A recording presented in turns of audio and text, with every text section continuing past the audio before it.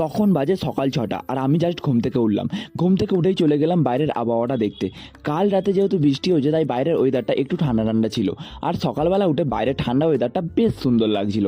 তারপর গায়ে একটু ঠান্ডা হাওয়া লাগিয়ে চলে গেছিলাম মুখ ধুতে। তারপর মুখটা ধুয়ে ফ্রেশ হয়ে রেডি হয়ে নিয়ে প্রত্যেক দিনের মতো দোকান খুলতে চলে গেলাম। এখন এটাই আমার প্রত্যেক দিনের ডিউটি। প্রত্যেক দিন সকালবেলা 6টার সময় উঠে আমাদের নতুন দোকানটা ওপেন করি। তারপর দোকানের সামনেটা মা একটু ঝাঁট দিয়ে দেয়।